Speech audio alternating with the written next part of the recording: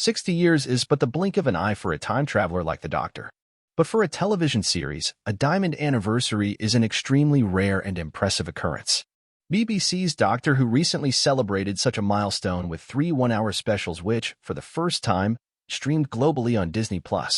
Russell T Davies, fresh from his success on 80s AIDS miniseries It's a Sin, returned to the show he brought back so successfully to the BBC in 2005.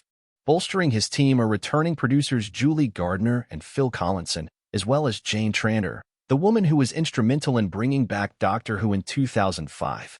Bad Wolf, the company founded by Tranter and Gardner in 2015, currently produces the show with BBC Studios. Another big returning name was David Tennant, who played the 10th Doctor from 2005 to 2010, and who also returned for the show's 50th anniversary in 2013. Beloved by fans and audiences alike, Tennant's Doctor was a big ratings draw. Though, it's not all returning past glories for Doctor Who. There is a new actor portraying the Time Lord, Ncuti Gatwa, who is taking over the titular role with the forthcoming Season 14, and who made his debut with the specials. The Rwandan Scottish actor made a name for himself as gay teenager Eric Effiong in the Netflix comedy series Sex Education and recently starred as artist Ken in Barbie. His first full-season debut in the TARDIS will come in spring 2024, with a premiere date yet to be set. Not only that, powerhouse streamer Disney Plus is now on board to broadcast these new episodes across the world, with the exception of the UK and Ireland, where it still airs on BBC. Below, The Hollywood Reporter rounds up everything to know about the future of Doctor Who heading into the 15th Doctor's debut. What happened in the 60th anniversary specials? Showrunner Davies brought Tennant back with a cosmic bang and a galactic-sized nod to fan service with an adaptation of a Doctor Who weekly comic strip first published in 1980. The first of the 3 specials, The Star Beast, was a 60-minute romp that wonderfully evoked the 10th Doctor era, complete with cutesy alien the Meep.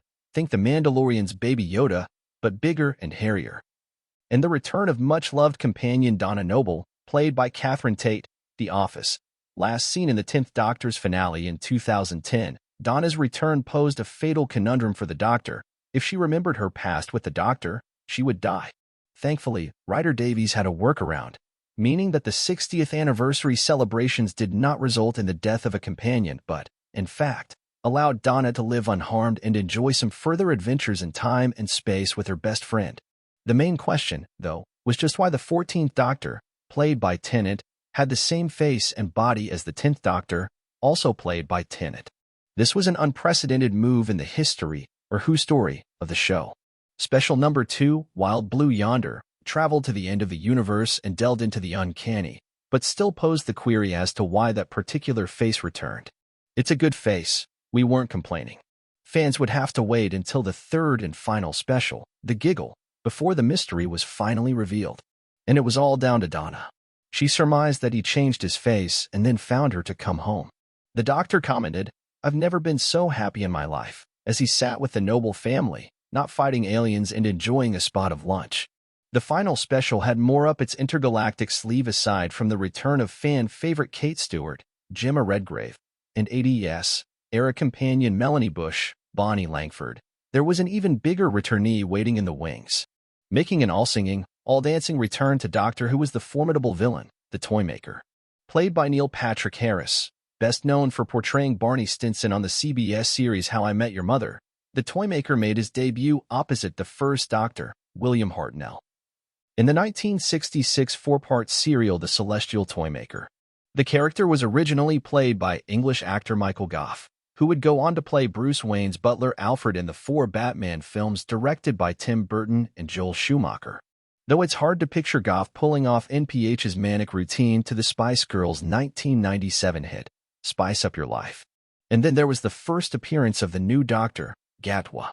But this was no simple regeneration, as seen in Doctor Who so many times previously. Just as the return of a previous actor to play a new regeneration of the Doctor was unprecedented, Davies debuted another new element in the show's mythology, bigeneration. This left fans shocked as the 14th Doctor, seemingly regenerating as per usual, actually split into 2, revealing Gatwa's 15th Doctor and Tennant's 14th Doctor standings, looking at one another just as surprised as the millions of Whovians watching across the globe. What is bigeneration, and what does it mean for the future? as is explained in the behind-the-scenes show Doctor Who Unleashed. Instead of a new body taking over from the old body, the new body separates from the old body, and both are left alive. This means that there are two distinct Doctors roaming the universe at the same time. While it might take some time for Tennant's 14th Doctor to pick up the keys to his TARDIS and start planet hopping, as he seems quite happy to kick back in England for a while, it's possible, nay, highly likely, that the Gatwa and Tennant Doctors will meet again. For the time being, though, Davies has stated that there are no plans for a 14th Doctor return, adding that he's parked on Earth with Donna Noble for a happy life. Interestingly, Davies has also suggested that this has even bigger implications for Doctor Who. This bi-generation has created a new timeline where all previous incarnations have been affected, with every Doctor continuing to exist after their own regeneration. Davies may be joking when he refers to this as a Doctorverse, but he has established the Honaverse, bringing in previous spin-offs such as Torchwood and the Sarah Jane Adventures. So it's not out of the realm of possibility that audiences could witness various team-ups featuring Gatwa with previous Doctors at any moment. Or, perhaps more spin-off series could be on the way featuring the past Doctors on their own.